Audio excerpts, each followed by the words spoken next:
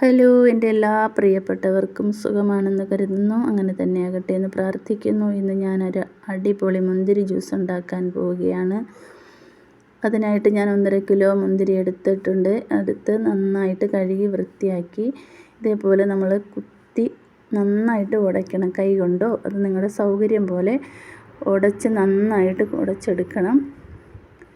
ഉടച്ച് നല്ല രീതിയിൽ എടുത്ത് അതിൻ്റെ അത് തൊലിയൊക്കെ നല്ലതുപോലെ പുറത്ത് വരുന്നത് വരെ നമ്മളിങ്ങനെ ഉടച്ചെടുക്കണം.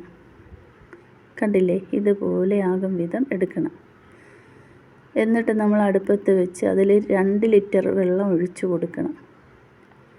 2 ലിറ്റർ വെള്ളം ഒഴിച്ചിട്ട് അതിനായിട്ട് 300 ഗ്രാം പഞ്ചസാര ഞാൻ എടുത്തിട്ടുണ്ട്. പഞ്ചസാരയും കൂടെ ഇട്ട് കൊടുത്ത് നന്നായിട്ട് തിളപ്പിച്ചെടുക്കണം.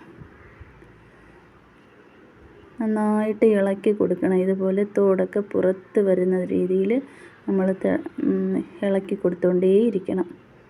ഒരു 15 മിനിറ്റോളം മതിയാകും. കണ്ടില്ലേ, നല്ലപോലെ കളറൊക്കെ വരുന്നുണ്ട്.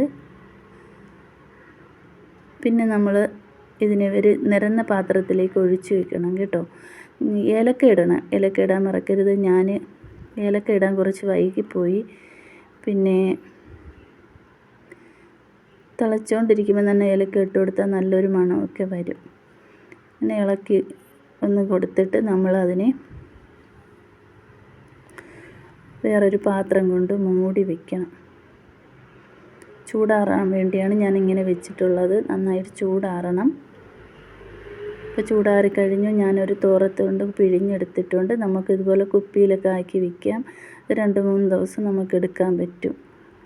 ഫ്രിഡ്ജിൽ സൂക്ഷിച്ച് വെച്ചിരുന്നാൽ നമ്മുടെ ദാഹത്തിനനുസരിച്ച് എടുത്ത് നമുക്ക് ഉപയോഗിക്കാം. അപ്പോൾ എൻ്റെ വീഡിയോ ഇഷ്ടമായോ?